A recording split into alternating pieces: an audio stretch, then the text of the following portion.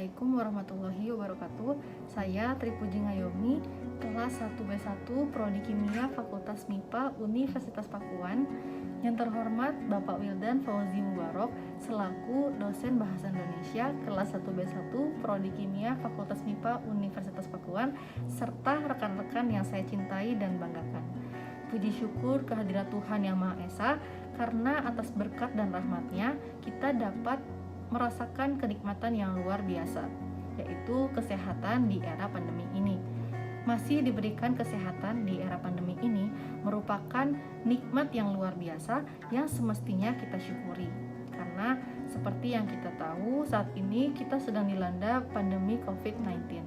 COVID-19 adalah singkatan dari Coronavirus Disease 2019 yang dalam bahasa Indonesia berarti penyakit virus corona 2019. Dinamakan demikian karena virus corona jenis baru ini muncul di tahun 2019, tepatnya di Wuhan, Cina. Tingkat penularannya sangatlah tinggi. Hingga sekarang yang terkonfirmasi positif di Indonesia sebesar 743.198 orang, sekitar 82,3% dari yang terkonfirmasi dinyatakan sembuh, 14,8% dalam perawatan, dan 2,9% meninggal dunia. Gejala COVID-19 ini umumnya seperti demam, batuk, pilek, tidak dapat mencium bau, dan lain sebagainya. Jika kita melihat persentase kematian, memang jauh lebih kecil dibandingkan persentase kesembuhan. Tetapi di sini yang dikhawatirkan adalah tingkat penularannya yang sangat tinggi, sehingga akan semakin banyak penderita COVID-19 yang akan melebihi kapasitas rumah sakit, sehingga penderita ini tidak mendapatkan perawatan yang memadai di rumah sakit dan keadaan bisa jadi memburuk. Maka dari itu, kita harus benar-benar menerapkan protokol kesehatan seperti rajin mencuci tangan, memakai masker, social distancing, dan lain sebagainya. Dan kalau bisa, kita yang tidak memiliki kepentingan untuk keluar rumah, tetaplah di rumah. Tidak nongkrong-nongkrong, tidak main-main yang tidak ada kepentingannya. Anak-anak muda yang tidak mengindahkan protokol kesehatan ini bisa saja tertular, kemudian tidak akan merasakan gejala atau keluhan yang luar biasa. Namun yang dikhawatirkan adalah anak-anak muda ini yang akan menularkan ke orang-orang yang lebih rentan, seperti kepada orang tua, kepada orang-orang yang mempunyai penyakit bawaan, atau kepada kelompok rentan lainnya. Sedangkan kelompok orang-orang ini mungkin saja harus mendapatkan perawatan khusus di rumah sakit, dan seperti yang kita ketahui, kapasitas rumah sakit sangatlah terbatas. Maka dari itu, masing-masing pribadi kita harus betul-betul sadar bahwa menerapkan protokol kesehatan itu penting untuk menjaga diri kita sendiri serta menjaga orang-orang sekitar kita. Dan di Januari 2021 ini kita mendapatkan kabar bahagia, yaitu Indonesia sudah mulai kedatangan vaksin dan proses vaksinasi sudah mulai dilakukan sejak Rabu 13 Januari 2021 yang lalu. Proses vaksinasi ini dimulai dari Bapak nomor 1 di Indonesia, yaitu Bapak Presiden Joko Widodo, kemudian diikuti Menteri Kesehatan Bapak Budi Gunadi Sadikin, Kapolri Jenderal Idam Aziz, Panglima TNI Marsikal Hadi Cahyanto, Ketua ID Daeng M. Fakih, Sekjen Majelis Ulama Indonesia Amir Syah Tambunan dan Rais Syuriah, serta pengurus besar Nadatul Ulama Kiai Haji Ahmad Istomuddin.